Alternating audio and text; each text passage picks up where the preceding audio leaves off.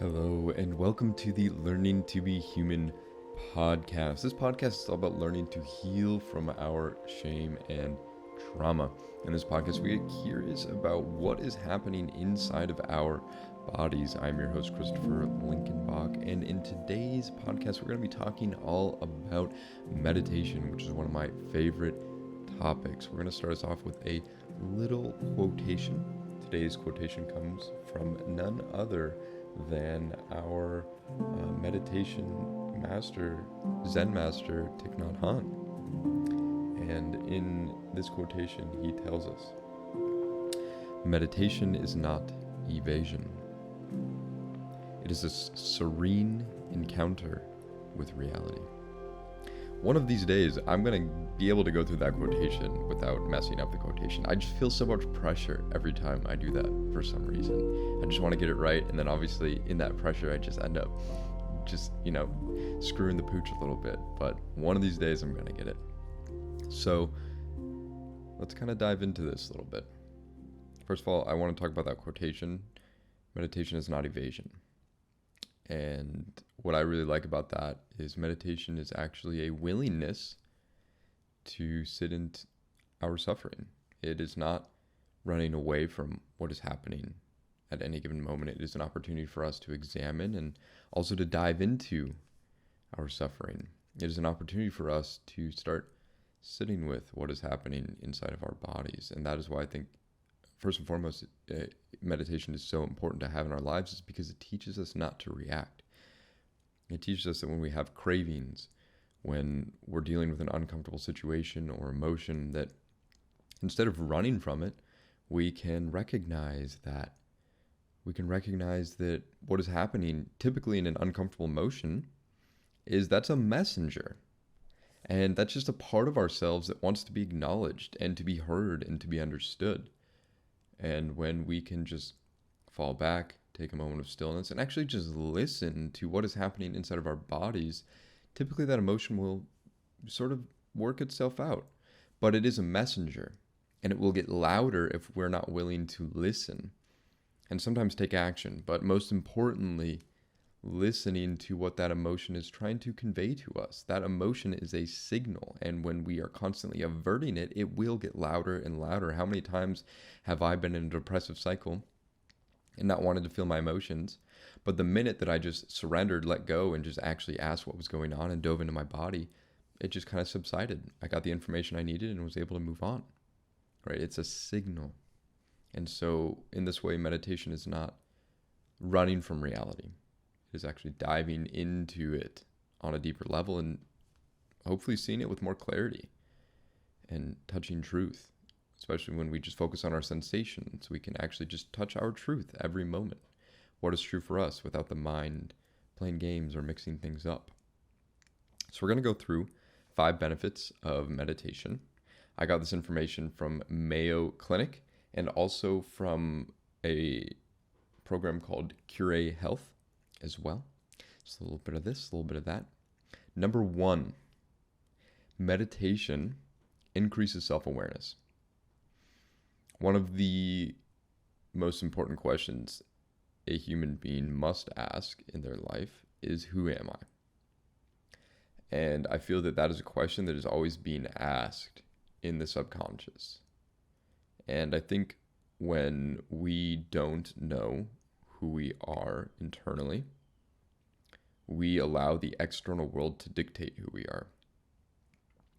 When we do not have ground to stand on, and that is a paradox because it's groundless ground that we are standing on. We'll get to that in a second. When we do not have our groundless ground to stand on inside of ourselves, we are more likely to get thrown around in the winds of the external world. It's really easy to get sucked into paradigms of what society would consider to be important. Chasing money, fame, success, glory, pleasure, what have you. And really it becomes important to our spiritual path to recognize that when we can turn our gaze inward, we can strengthen who we are. And what I mean by that is we are less likely to go with the whims of society. I'm not saying the whims of society are wrong or right or anything. I'm just highlighting the fact that when we can listen to what is right and wrong for us, we can sit with our term known as integrity. And in our integrity, we can truly listen to what is our truth, what is important for us, what action should we truly be taking. And so the question, who am I, becomes extremely important. And that's what meditation means. Meditation, to meditate, is a word that means to become familiar with. One of my friends, Kwan, actually taught me that a while ago.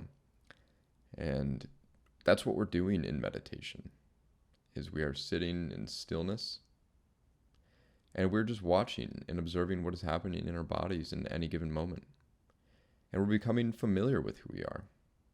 So self-awareness is extremely important when it comes to just unraveling who we are on this path. Another reason that meditation is important is that it reduces stress for the reason that I described earlier. We are no longer running from the anxiety. We're no longer running from what is happening to us. And what's super important about meditation as well is it is a reconnection to the breath.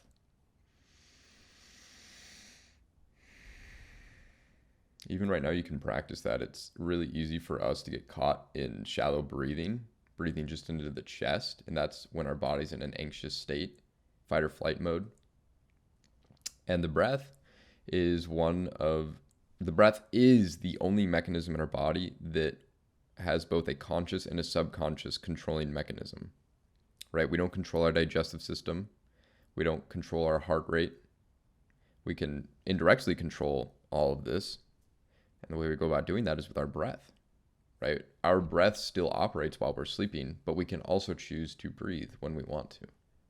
And so in this way, we can take back control of our nervous system. And one way we go about doing that is just by breathing as deeply as we can into our lower stomach. These deep, long, slow breaths tell our nervous system that we're safe. It's okay. And sometimes it may be difficult to do this because we're literally working against the grain of what our nervous system is already trapped in. If we're in an anxious state, it's difficult to want to breathe deeply because our body wants to stay in that anxious state, right? A body in motion will want to stay in motion. But if we can slow it down, it becomes a lot easier. And so meditation is an opportunity for us to connect with that, to connect with us being able to just slow things down a little bit. Another key term I want to throw this out there for anyone who might need it is that meditation does lower blood pressure as well. It just slows things down a little bit. And I don't know too much of the science behind this, but I do know that after I meditate, I feel a lot more calm. I don't feel that anxiety that is associated with high blood pressure. I just feel at ease. So I just wanted to offer that for anyone who might be going through some high blood pressure right now, that meditation, taking back control of your life, of your nervous system, it's possible. It increases brain concentration. Meditation synchronizes the hemispheres of the brain. The left and the right hemispheres are connected, but they operate differently. The left brain is actually more focused on the analytical, the logical, or you could call it the masculine side of who we are. The right brain is more of the creative, the flowing, the feminine side. And when we're too far right or too far left, we might get a little wonky. For too far left brain, things might get a little dry in life. We might become a little bit too stale. It might not have the zest that we're looking for. And for too far right brain, it might be a little bit too emotional, maybe overwhelming at times. We may not have a plan and things can fall apart really easily. It's very chaotic. And so meditation is a way for us to synchronize the hemispheres of the brain and come back into a state of balance with our yin and our yang, with our masculine and our feminine, with our right and our left hemispheres. And finally, meditation helps improve imagination and creativity. what I've noticed that I'm doing in meditation is that I'm literally just consciously sinking into my subconscious mind. And I feel like I'm just like slowly dropping down into who I am. And then I'm able to work my way up with whatever information is there. There's a candle that my grandmother has in her kitchen, and it has a quote written on the label, and it says, "Sometimes the soul collects wisdom just by sitting in stillness." And so I feel like what we're doing is when we drop into the subconscious mind, we tap into that part of ourselves that knows, and we're able to then come up to the conscious. We're able to dive deep, grab the pearl, and then come up with it. And so those are the benefits of meditation. I just want to speak on meditation. To me, has been the number one self-development ritual that has changed my life. I do breath work, I do yoga, I do healthy eating, I do plenty of other things, but I truly believe it starts with meditation in my own life. Now, all of those other things are important. If I don't do the other things, it becomes much more difficult to meditate. But for me, meditation is one of the most difficult things I can do. And if I can learn to just calm my mind down and sit in stillness, I feel like the other habits fall in line a lot easier.